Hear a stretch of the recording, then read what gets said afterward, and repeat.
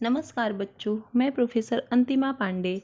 आज हम कक्षा 10वीं के 9वें पाठ रीढ़ की हड्डी इस कहानी को पढ़ेंगे। इसके लेखक जगदीश चंद्र माथुर हैं। आपका जन्म 1917 में बुलंदशहर उत्तर प्रदेश में हुआ था और आपकी मृत्यु 1978 में हुई थी। परिचय: जगदीश चंद्र माथुर जी एक वरिष्ठ साहित्यकार और संस्कृति पुरुष थे। आपने आकाशवाणी में काम करते हुए हिंदी को लोकप्रिय बनाने में महत्वपूर्ण योगदान दिया। आप प्रसिद्ध नाटककार के रूप में प्रतिष्ठित हैं। आपकी प्रमुख कृतियाँ जो हैं वह हैं कोणार्क, पहला राजा, भोर का तारा, शारदिया आदि। आपकी ये सब प्रमुख कृतियाँ हैं। गद्य संबंधी प्रस्तुत एकांकी में जगदीश माथुर ने स्त्री शिक्षा महत्व को दिखाया है। समाज के दकियानुसी विचारों पर प्रहार करते हुए लेखक ने नारी सम्मान को महत्व प्रदान किया है। एकांकी का अर्थ है एक अंक वाला। तो यह जो रीढ़ की हड्डी है यह एक संवादात्मक कहानी के रूप में जगदीश चंद्र माथुर जी ने हम सबके सामने प्रस्तुत किया है और उन्होंने इस कहानी के माध्यम से हमें यह बताया है कि स्त्री शिक्षा को उन्होंने महत्व दिया है और कहा है कि जो समाज में छोटी सोच रखने वाले लोग होते हैं, जिनका ऐसा मानना है कि स्त्रियों को, लड़कियों को पढ़ना नहीं चाहिए, उनको सिर्फ घर का काम आदि ये सब करना चाहिए, तो उन सब लोगों के ऊपर जगदीश चंद्र माथुर जी ने प्रहार किया है, यानी करारा जोर दिया है उन पर। उनको इस तरह से कहा है कि ऐसी छोटी सोच रखने वाले व्यक्तियों का इस समाज में कोई स्थान नहीं है, क्योंकि आजकल लड़कियां भी किसी से कम नहीं है। आजकल स्त्री भी पुरुषों के बराबर काम कर रही है। इसके लिए उन्होंने नारी के सम्मान को महत्व देते हुए उनको आगे बढ़ने के लिए प्रोत्साहित किया है। तो आइए बच्चों, हम यह कहानी रीढ़ की हड्डी ये कहानी पढ़ना शुरू करते हैं। रीढ़ की कहानी, इसके मुख्य पात्र जो हैं उनके बारे में मैं उनका नाम और उनके बारे में बता दे रही हूँ। उमा जो है सुशिक्षित युवती। रामस्वरूप उमा के पिता हैं। प्रेमा उमा की माँ है। शंकर युवक, यानी जिससे उमा की शादी होने वाली रहती है वह शंकर है। और गोपाल प्रसाद वो शंकर के पिता हैं। और रतन है जो वह रामस्वरूप का नौकर है। एक कमरा। अंदर के दरवाजे से आते हुए जिन महाशय की पीठ नजर आ रही है वह अधेड़ उम्र के हैं। एक तख्त को पकड़े हुए कमरे में आते हैं। तख्त का दूसरा सिरा उनके नौकर ने पकड़ रखा है। रामस्वरूप, अबे धीरे धीरे चल, अब तख्त को उधर मोड़ दे। उधर तख्त के रखे जाने की आवाज़ आती है। रतन, बिछा दे साहब। रामस्वरूप जरा तेज आवाज़ में, और क्या करेगा? परमात्मा के यहाँ अक्ल बट रही थी तो तू देर से पहुँचा था क्या? बिछा दूँ साहब। और यह पसीना किस लिए बहाया है? रतन तख्त रखता है। ही। रामस्वरूप दरी उठाते हुए, और बीवी जी के कमरे में से हारमोनियम उठा ला और सितार भी, जल्दी जा। रतन जाता है। पति पत्नी तख्त पर दरी बिछाते हैं। प्रेमा, लेकिन वह तुम्हारी लाडली बेटी उमा तो मुँह फुलाए पड़ी है। रामस्वरूप, क्या हुआ? प्रेमा, तुम्ही ने तो कहा था कि उसे ठीक ठाक करके नीचे लाना। रामस्वरूप, अरे हाँ, देखो उमा से कह देना कि जरा करीने से आए। ये लोग जरा ऐसे ही हैं, खुद पढ़े लिखे हैं, वकील हैं, सभा सोसाइटी में जाते हैं, मगर चाहते हैं कि लड़की ज़्यादा पढ़ी लिखी न हो। प्रेमा, और लड़का? रामस्वरूप, बाप शेर है तो लड़का सवा शेर। बीएससी के बाद लखनऊ में ही तो पढ़ता है, मेडिकल कॉलेज में। कहता है कि शादी का सवाल दूसरा है, पढ़ाई का दूसरा। क्या करूं, मजबूरी है। जब एक दृश्य दिखाई देता है कि वो कुछ दो लोग रहते हैं जो अंदर आते हैं और एक तख्त को लेकर रखते हैं। तो जिसका पेट दिखाई दे रहा था वह उनका नाम रामस्वरूप है और एक उनका नौकर रहता है जिसका नाम रतन है। तो वह उन्होंने एक तख्त बनवाया रहता है। तख्त यानी एक लकड़ी की चौकी की तरह होता है जो कि बड़ा होता है, उसे तख्त बोलते हैं।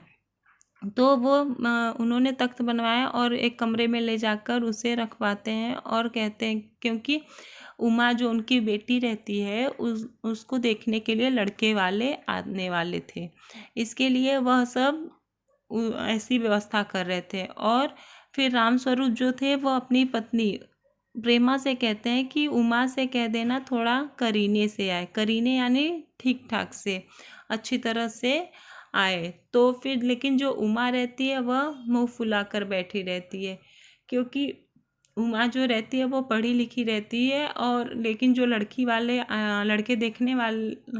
देखने के लिए लड़के वाले आने वाले होते हैं, उनकी सोच ऐसी रहती है कि लड़की ज़्यादा पढ़ी लिखी ना हो। खुद तो खुद तो वो पढ़े लिखे होते हैं। उनके घर पे मतलब वकील और सभा सोसाइटी में आने जाने वाले लोग रहते हैं, और वो लोग पढ़े लिखे होने के बावजूद भी ऐसे सोचते हैं कि लड़की जो है वो कम पढ़ी लिखी हो। तो फिर उमा के पिता क्या कहते हैं, क्या कर सकते हैं। और लड़का जो था वह भी उनके बताए अनुसार लड़का भी बीएससी करके मेडिकल कॉलेज में एडमिशन करवा के पढ़ रहा था। तो उमा के पिता का रामस्वरूप जी का क्या कहना था कि मतलब हम क्या कर सकते हैं, जैसा वो चाहें हम उनके अनुसार ही काम करेंगे। और वो कह रहे हैं कि क्या करें, मजबूरी है। यानी उमा की पहले से ही एक दो रिश्ता टूट चुका था, इसके लिए वह चाहते थे कि इस बार ऐसी कोई भी गलती ना हो। और फिर वो उमा को ठीक तरह से आने के लिए बोलते हैं ऐसा। रतन, बाबूजी बाबूजी, धीमी आवाज़ में। रामस्वरूप दरवाजे से बाहर झांककर, अरे प्रेमा, वे आ भी गए। तुम उमा को समझा देना, थोड़ा गा देगी। मेहमानों से ह आइए आइए। बाबू गोपाल प्रसाद बैठते हैं। हाँ, मकान ढूंढने में कुछ तकलीफ तो नहीं हुई? गोपाल प्रसाद खखार कर, नहीं, तांगे वाला जानता था, रास्ता मिलता कैसे नहीं। रामस्वरूप हाँ, लड़के की तरफ मुखातिब होकर, और कहिए शंकर बाबू, कितने दिनों की छुट्टी है? मुखातिब यानी उनकी तरह मुँह करके। शंकर जी, कॉलेज की तो छुट्टियां नहीं हैं, वीकेंड में चला आया। रामस्वरूप, तो आपके कोर्स खत्म होने में तो अब साल भर रहा होगा। शंकर जी, यही कोई साल 2 साल।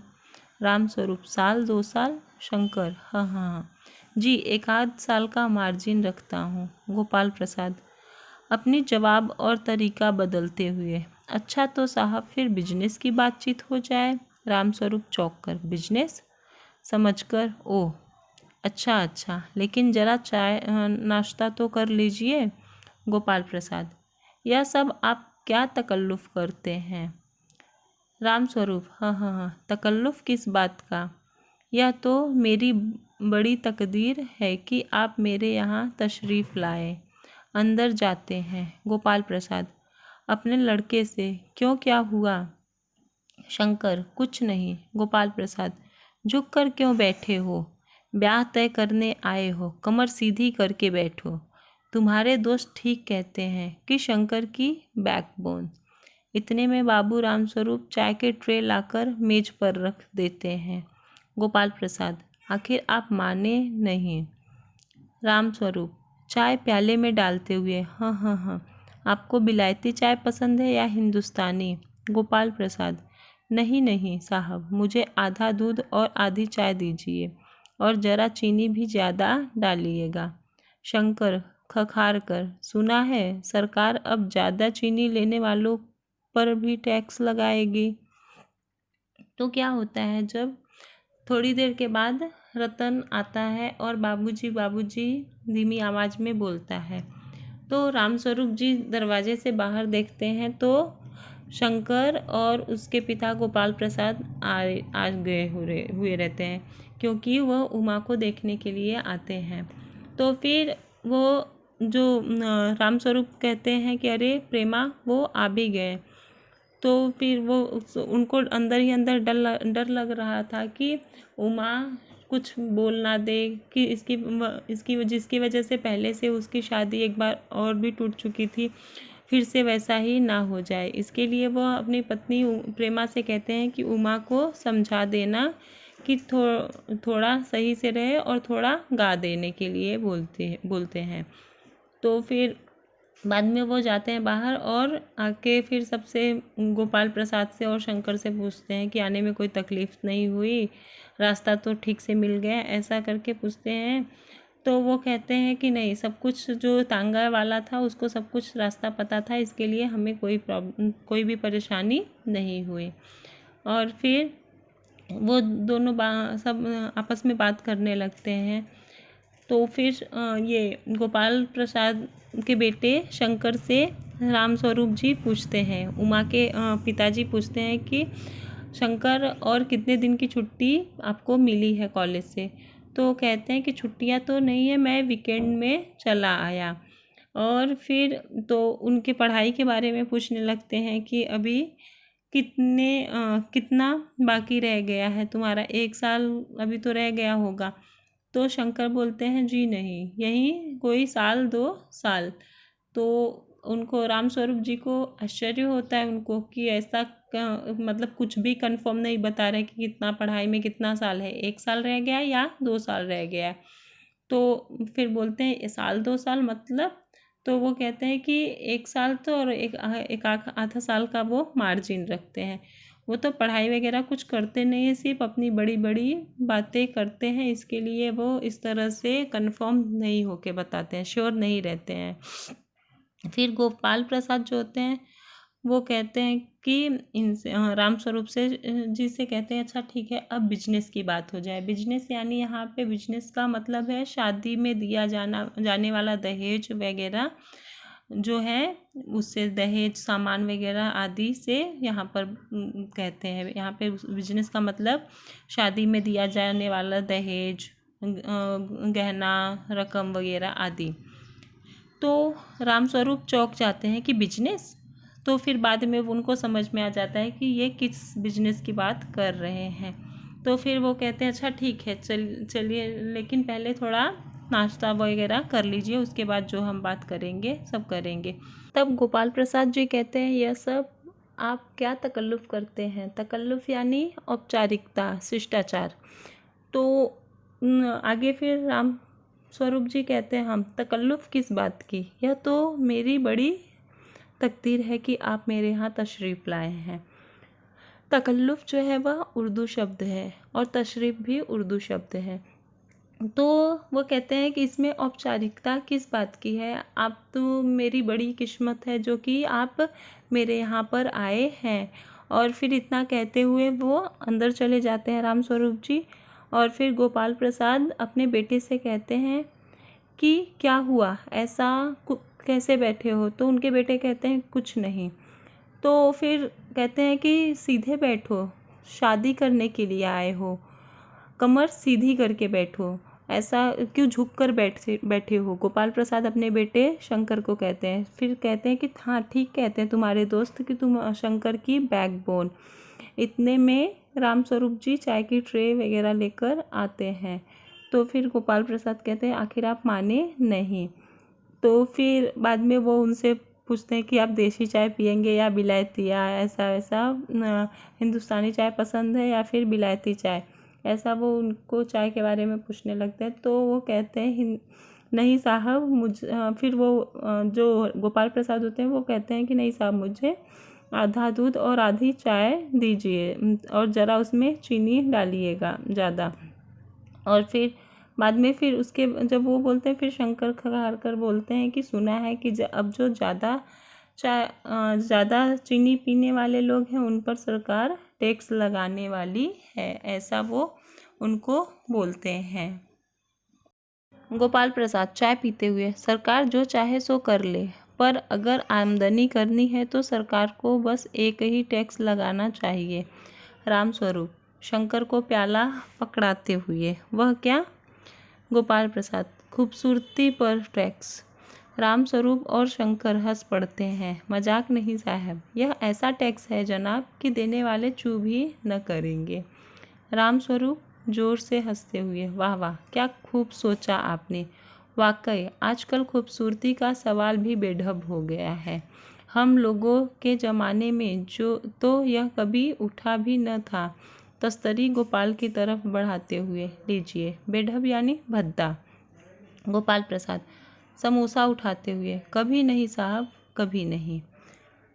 रामस्वरूप शंकर की तरफ मुखातिब होकर, आपका क्या ख्याल है शंकर बाबू? शंकर, किस मामले में? रामस्वरूप, यही कि शादी तय करने में खूबसूरती का हिस्सा कितना होना चाहिए।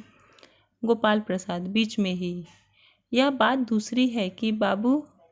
रामस्वरूप, मैंने आपसे पहले भी कहा था, लड़की का खूबसूरत होना निहायत ज़रूरी है, और जायचा यानी जन्मपत्र तो मिल ही गया होगा।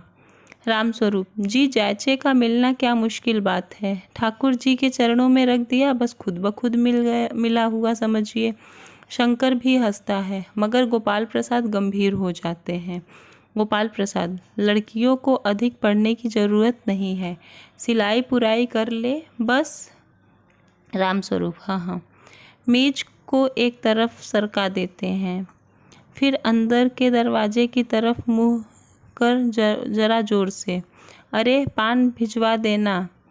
उमा पान की तस्तरी अपने पिता को देती है। उस समय उसका चेहरा ऊपर को उठ जाता है और नाक पर रखा हुआ सुनहरी रिम वाला चश्मा दिखता है। बाप बेटे चौंक उठते हैं। गोपाल और शंकर एक साथ, चश्मा? रामस्वरूप जरा सक पका कर, जी वह पिछले महीने में इसकी आंखें दुखने लग गई थी, सो कुछ दिनों के लिए चश्मा लगाना पड़ रहा है। गोपाल प्रसाद, पढ़ाई की वजह से तो नहीं है कुछ? तो फिर पहले वह दोनों तीनों आपस में चाय के ऊपर, चीनी के ऊपर टैक्स लगनी चाहिए सरकार से, ऐसा ही सब बातें करते हैं। यानी गोपाल प्रसाद, शंकर और ये रामस्वरूप। तो फिर गोपाल प्रसाद जो होते हैं वो कहते हैं, अगर सरकार को टैक्स लगानी है तो एक चीज़ पे लगाए, यानी खूबसूरती पर, कि देने वाले को अपना अच्छा भी लगेगा और वो कुछ भी नहीं बोलेंगे। यानी वो सोचेंगे कि हाँ, मैं इतना खूबसूरत हूँ तभी मुझ पर टैक्स लग रहा है, और वो कुछ बोलेंगे भी नहीं। इसमें अपना और भी रुतबा समझेंगे, अपना और भी शान मानेंगे। और फिर इसके बाद वो सब आपस में बात करते हैं, और फिर बाद में रामस्वरूप कहते हैं कि अगर शादी के मामले में हो तो खूबसूरती का होना बहुत ज़रूरी है। और फिर उसके बाद वह अपनी बेटी को बुलवाते हैं, अपनी पत्नी से कहते हैं कि उमा से पान भिजवा देना। तो उमा पान की तस्तरी को लेकर, तस्तरी यानी ट्रे लेकर आती है, और वह अपने मतलब पिताजी को पान देती है। तो फिर उसके जो गोपाल प्रसाद होते हैं वो और शंकर एक साथ वो उमा को देखकर चौंक जाते हैं और कहते हैं, चश्मा? क्योंकि उमा ने चश्मा पहन रखा था। तो फिर रामस्वरूप जो है वो भी थोड़ा सक पका जाते हैं, यानी वो थोड़े से हड़बड़ा जाते हैं, और वो झूठ बोलने लगते हैं कि वो कुछ दिन पिछले महीने ही थोड़ा इसका आँख दर्द होने लगा था, इसके लिए इसको चश्मा लगाना पड़ा, और वो कुछ दिनों के लिए ही है। तो गोपाल प्रसाद को शक हो जाता है कि यह कहीं पढ़ाई वगैरह की वजह से नहीं है, तो लेकिन फिर पढ़ाई वढ़ाई की वजह से नहीं है, ऐसा वह पूछते हैं।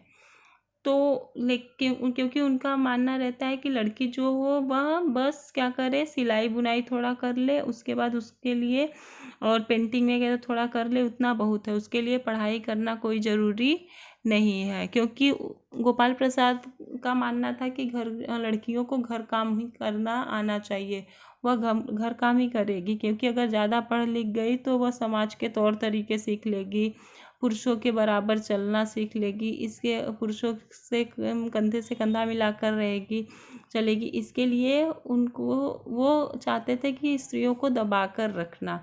इसके लिए उनका मानना था, उनका सोचना था कि लड़कियों को ज़्यादा पढ़ा लिखा नहीं होना चाहिए। राम स्वरूप: नहीं साहब, वह तो मैंने अर्ज किया ना।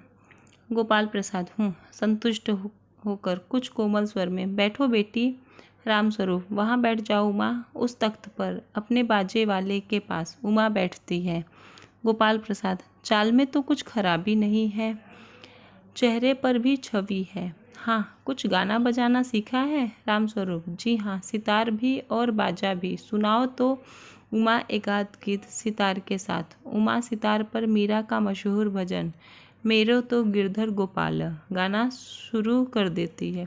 उसकी आंखें शंकर की झेपती सी आंखों से मिल जाती है और वह गाते गाते एक साथ रुक जाती है। राम स्वरूप: क्यों, क्या हुआ? गाने को पूरा करो उमा। गोपाल प्रसाद: नहीं नहीं साहब, काफ़ी है, आपकी लड़की अच्छा गाती है। उमा सितार रखकर अंदर जाने को बढ़ती है। गोपाल प्रसाद: अभी ठहरो बेटी। राम स्वरूप: थोड़ा और बैठी रहो उमा। उमा बैठती है। गोपाल प्रसाद उमा से: तो तुमने पेंटिंग वेंटिंग भी सीखी है? उमा चुप। राम स्वरूप: हाँ, वह तो मैं आपको बताना भी भूल ही गया। यह जो तस्वीर टंगी हुई है कुत्ते वाली, इसी ने बनाई है, और वह उस दीवार पर भी। गोपाल प्रसाद: यह तो बहुत अच्छा है। और सिलाई वगैरह? राम स्वरूप: सिलाई तो सारे घर की इसी के जिम्मे है, यहाँ तक कि मेरी कमीज भी। हाँ हाँ हाँ। गोपाल प्रसाद: ठीक, लेकिन हाँ बेटी, तुमने कुछ इनाम विनाम भी जीते थे? उमा चुप। राम स्वरूप इशारे से के लिए खांसते हैं, लेकिन उमा चुप है, उसी तरह गर्दन झुकाए। गोपाल प्रसाद अधीर हो उठते हैं और राम स्वरूप सकपकाते हैं। राम स्वरूप: जवाब दो उमा। गोपाल से: हाँ हाँ, जरा शर्माती है। इनाम तो इसने। गोपाल प्रसाद जरा रुखी आवाज में: जरा इसे भी तो मुंह खोलना चाहिए। राम स्वरूप: उमा देखो, आप क्या कह रहे हो हैं, जवाब दो ना। उमा हल्की लेकिन मजबूत आवाज में: क्या जवाब दूं बाबूजी? जब कुर्सी मेज बिकती है तब दुकानदार कुर्सी मेज से कुछ नहीं पूछता, सिर्फ खरीदार को दिखला देता है। पसंद आ गई तो अच्छा, वरना तो फिर क्या होता है कि जब ये गोपाल प्रसाद देखते हैं कि उमा जो है वह चश्मा लगाई है, तो उनको थोड़ा डाउट होता है कि ये पढ़ाई वढ़ाई की वजह से तो नहीं है।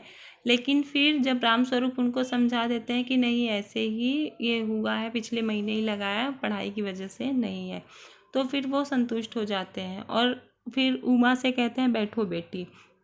फिर वह राम स्वरूप जी कहते हैं अपने तख्त पर बैठ जाओ, अपने बाजे के पास, और उमा वहाँ पर बैठ जाती है। तो फिर गोपाल प्रसाद देखते हैं और कहते हैं चाल में तो कोई खराबी नहीं है, और चेहरे पे भी छवि है। छवि यानी प्रकाश। तो वो कहते हैं हाँ, कुछ गाना बजाना भी सीखा है? तो वो कहते हैं हाँ, इसे राम स्वरूप जी कहते हैं हाँ, इसे बाजा भी आता है और गाना भी आता है। फिर वो राम स्वरूप जी कहते हैं कि कुछ गाना गाकर सुना दो, एक आध गीत सितार के साथ। तब वह उमा जो होती है वह मीरा जी का मशहूर गाना मेरे तो गिरधर गोपाला ये सुनाती है। और फिर जाकर गाना सुनाते सुनाते शंकर की झेपती आँखों से उमा की आंखें मिल जाती है और वह गाते गाते रुक जाती है। झेपती यानी लज्जित होने वाली आँखों से, क्योंकि जिस कॉलेज में उमा पढ़ती थी उसी कॉलेज में के बगल में बॉयज़ कॉलेज था जहाँ पे ये शंकर पढ़ता था, और वो कितने पानी में था उमा को सब पता था। इसके लिए वह उमा के सामने शंकर जो था वह शर्मिंदा हो रहा था। तो फिर रामस्वरूप पूछते हैं उमा से, क्यों, क्या हुआ, गाने को पूरा करो उमा। तो फिर गोपाल प्रसाद कहते हैं नहीं नहीं काफ़ी है, और फिर बताते हैं कि आपकी लड़की जो है वह अच्छा गाती है। उमा सितार रखकर अंदर जाने को बढ़ती है, लेकिन फिर कहते हैं, गोपाल प्रसाद कहते हैं ठहरो बेटी, और थोड़ा बैठी रहो, और फिर उनको बैठा देते हैं। उमा बैठ जाती है। तो फिर और भी उमा के बारे में और भी जानकारी प्राप्त करने पूछने लगते हैं कि पेंटिंग वेंटिंग सीखी है तुमने, और फिर कई सिलाई वगैरह आता है, और कोई इनाम विनाम जीता है तुमने, ऐसा गोपाल प्रसाद सब उमा से पूछने लगते हैं। तो उमा जवाब नहीं देती, वो उमा जो है वो शांत चुप रहती है। तो उसके बदले रामस्वरूप जी ही जवाब देने लगते हैं कि ये जो कुत्ते वाली पेंटिंग है यह उस दीवार पर टंगी है, ये उमा ने ही बनाया है, और घर के सिलाई का पूरा जिम्मा तो उमा के ही ऊपर है, और मेरा कमीज भी इसने ही बनाया है, और जो इनाम वगैरह है इसने तो बहुत जीता है, ऐसा वो बोलने लगते हैं। तो रामस्वरूप जी कहते हैं, फिर ये गोपाल प्रसाद जी अधीर हो उठते हैं और कहते हैं कि अधीर यानी परेशान होना। गोपाल प्रसाद जी कहते हैं कि सब जवाब आप ही दोगे या फिर उमा को भी अपना मुंह खोलना चाहिए। फिर रामस्वरूप जी कहते हैं यह थोड़ा शर्माती है। तो फिर गोपाल प्रसाद थोड़े रुखी आवाज़ में, इसे भी तो अपना मुंह खोलना चाहिए ना। तो फिर रामस्वरूप जी कहते हैं कि उमा देखो, आप क्या कह रहे हैं, जवाब दो ना। तो फिर उमा कहती है हल्की लेकिन मजबूत आवाज़ में कि क्या जवाब दूँ बाबूजी, जब कुर्सी मेज बिकती है तब दुकानदार कुर्सी मेज से कुछ नहीं पूछता, सिर्फ खरीदार को दिखला देता है, पसंद आ गई तो अच्छा है, वरना। फिर उमा जो है वह पढ़ी लिखी रहती है, वह सक्षम रहती है सब चीज़ में, इसके लिए वह धीरे आवाज़ में लेकिन एकदम आवाज़ मजबूत रहती है और जवाब देती है कि कोई भी सामान अगर खरीदार कोई खरीदने आता है, वह खुद को एक सामान के रूप में सोचती है, और कहती है कि उसका यहाँ पर जब कुछ उसके बारे में उसकी मंजूरी कुछ भी नहीं है कि हाँ उसको शादी करनी है कि नहीं करनी, उसके बारे में कुछ भी नहीं पूछा जा रहा है, तो वह क्या कहे। इसके लिए वह उसका उन पर व्यंग करते हुए कहती है कि जब कोई भी दुकानदार के पास आता है खरीदार, तो वह सामान देखता है और सामान पसंद आ गई तो ठीक है, वरना चला जाता है। तो उसी तरह से वह आवाज़ तेज करके, आवाज़ मजबूत करके बोलती है। तो फिर क्या होता है, रामस्वरूप चौंक कर खड़े हो जाते हैं। उमा उमा उमा, अब मुझे कह लेने दीजिए बाबूजी। गोपाल प्रसाद ताव में आकर, बाबू रामस्वरूप, आपने मेरी इज्जत उतारने के लिए मुझे यहाँ बुलाया था। उमा तेज आवाज़ में, जी हाँ, और हमारी बेइज्जती नहीं होती जो आप इतनी देर से नाप तोल कर रहे हैं। शंकर बाबूजी चलिए। गोपाल प्रसाद, क्या तुम कॉलेज में पढ़ी हो। रामस्वरूप चुप। उमा, जी हाँ, मैं कॉलेज में पढ़ी हूँ, मैंने बीए पास किया है। कोई पाप नहीं किया, कोई चोरी नहीं की, और न आपके पुत्र की तरह लड़कियों के हॉस्टल में ताक झाँक कर कायरता दिखाई है। मुझे अपनी इज्जत अपने मान का ख्याल तो है ही है, लेकिन इनसे पूछिए कि ये किस तरह नौकरानी के पैरों में पड़कर अपना मुंह छिपाकर भागे थे। रामस्वरूप, उमा उमा। गोपाल प्रसाद खड़े होकर गुस्से में, बस हो चुका। बाबू रामस्वरूप, आपने मेरे साथ दगा किया। आपकी लड़की बीए पास है और आपने मुझे कहा था कि सिर्फ मैट्रिक तक पढ़ी है। दरवाजे की ओर बढ़ते हैं। उमा, जी हाँ, जाइए, ज़रूर चले जाइए, लेकिन घर जाकर ज़रा यह पता लगाइएगा कि आपके लाडले बेटे की रीढ़ की हड्डी भी है या नहीं, यानी बैकबोन। बाबू रामगोपाल प्रसाद के चेहरे पर बेबसी का गुस्सा है और उनके लड़के के रुलासापन दोनों बाहर चले जाते हैं। उमा सहसा चुप हो जाती है। भोर का तारा एकांकी संग्रह से। तो फिर जब उमा तेज धीमी लेकिन मजबूत आवाज़ में बोलती है कि मेज कुर्सी बिकता है तो उस मेज कुर्सी से कोई नहीं पूछता, अगर सब खरीदार को दिखा देते हैं और उनको पसंद आया तो ठीक है, नहीं तो फिर कोई बात नहीं।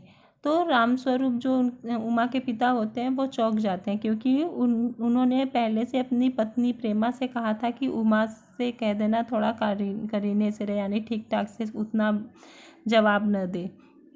तो फिर उमा कहती है कि अब मुझे कह लेने दीजिए बाबूजी। जब वो उमा बोलना शुरू करती तो अपने पिताजी से कहते कि अब जो उसके मन में जो भी बातें हैं उसे बोल लेने दीजिए। और फिर गोपाल प्रसाद को लगता है कि वो उनकी बेइज्जती कर रहे हैं। तो वो गोपाल प्रसाद जी कहते हैं, क्या रामस्वरूप आपने मेरी इज्जत उतारने के लिए यहाँ बुलाया था? तब उमा तेज आवाज़ में कहती है कि आप जो इतनी देर से नाप तोल कर रहे हैं, यानी उमा के बारे में जो भी इंक्वायरीज वगैरह कर रहे हैं वो सब क्या है? तो उमा कह रही क्या वो हमारी बेइज्जती नहीं हो रही है उससे? तो फिर शंकर कहता है कि ठीक है बाबूजी, अभी अपने पिताजी गोपाल प्रसाद जी से कहता है कि बाबूजी अब यहाँ से चलिए। तो गोपाल प्रसाद को थोड़ा डाउट होता है कि यह उमा जो है वह पढ़ी लिखी है। तो वो पूछते हैं उमा से कि क्या तुम कॉलेज में पढ़ी हो? तो उमा सब बता देती है, जी हाँ, मैं कॉलेज भी में पढ़ी हूँ और मैंने बीए भी पास किया है, कोई पाप नहीं किया है। फिर वह उनके राम गोपाल प्रसाद के बेटे के बारे में यानी शंकर के बारे में सब बता देती है कि वो किस तरह से लड़कियों के हॉस्टल में ताक झाँक करता है, किस तरह से दूसरे के चक्कर में पड़ा रहता है। यह सब वह सब उनके बारे में शंकर के बारे में बता देती है। रामस्वरूप जो होते हैं अपनी बेटी उमा को शांत कराते हैं, लेकिन वह शांत नहीं होती। जो भी बातें रहती है, जो भी उसको शंकर के बारे में बातें पता रहती है वो सब बोल देती है। और फिर वो वहाँ गोपाल प्रसाद जी खड़े हो जाते हैं और गुस्से में बोलते हैं, बस हो चुका बाबू रामस्वरूप। वो कहते हैं कि आपने मेरे साथ दगा करने के लिए यहाँ पर बुलाया था। आपकी लड़की बीए पास है और आपने कहा था कि सिर्फ मैट्रिक तक पढ़ी है।